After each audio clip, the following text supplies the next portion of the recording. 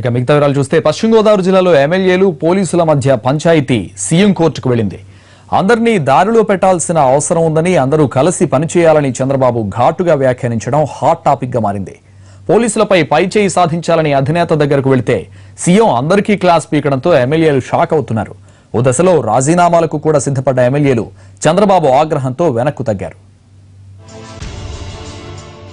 2014 ఎన్నికల్లో టీడీపీకి ఏకపక్షంగా పట్టం కట్టిన జిల్లా పశ్చిమ గోదావరి. ఇక్కడ అందరూ అధికార పార్టీ ఎమ్మెల్యేలే, ప్రతిపక్షం నామమాత్రం. అందుకే ఎమ్మెల్యేలంతా తాము చెప్పిందే సాగాలనే విధంగా తయారయ్యారు. తమ అనుచరులు ఏం చేసినా నోరెత్తకూడదని పోలీసులకు అనధికారికంగా ఆదేశాలిచ్చేవారు.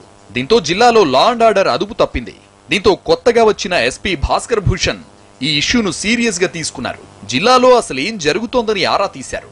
క్షేత్రస్థాయి సిబ్బంది చెప్పిన విషయాలు విని ఆశ్చర్యపోయారు. దీంతో ఎమ్మెల్యేల సిఫార్సులు పాటించొద్దని పోలీస్ సిబ్బందికి స్పష్టమైన ఆదేశాలిచ్చారు. అంతే, అప్పట్నుంచి జిల్లాలో సీన్ మారిపోయింది.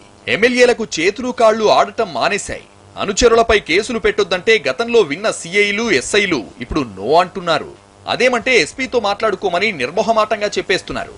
దీంతో అవాక్కైన ఎమ్మెల్యేలు ఎస్పీ దగ్గరకు వెళ్లారు. కానీ ఎస్పీ మాత్రం వీరి ఒత్తిళ్లకు తలొగ్గలేదు.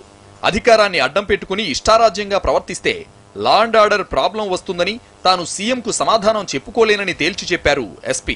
అంతే, అప్పట్నుంచి ఎస్పీపై కక్ష కట్టారు ఎమ్మెల్యేలు.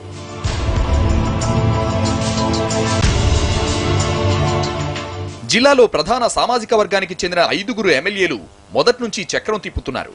వీరిలో కొత్తగా ఎన్నికైన ఎమ్మెల్యేలు కూడా ఉన్నారు. జిల్లాలో నిడదవోలు, కొవ్వూరు, ఆచంట, పాలకొల్లు, నర్సాపురం, దెందులూరు, పోలవరం నియోజకవర్గాల్లో యథేచ్ఛగా ఇసుక దందాలు సాగుతున్నాయి. ఇవన్నీ నడిపించేది ఎమ్మెల్యేల అనుచరులే అనేది బహిరంగ రహస్యం. తమ అనుచరులు ఇసుక దందా చేసినా కొట్లాటలు, పేకాట, కోడి పందాలు ఇలా ఏం చేసినా పట్టించుకోకూడదనేది ఈ గ్రూప్ ఎమ్మెల్యేల వాదన. కానీ అవేవీ ఎస్పీ ఖాతరు చేయలేదు. ఎస్పీతో పాటు జిల్లా కలెక్టర్ కూడా నేరుగా సీఎంతో టచ్లో ఉంటూ ఆయన ఆదేశాలు అమలు చేయడంతో ఎమ్మెల్యేలకు అనుచరుల ముందు పరువు పోతోంది.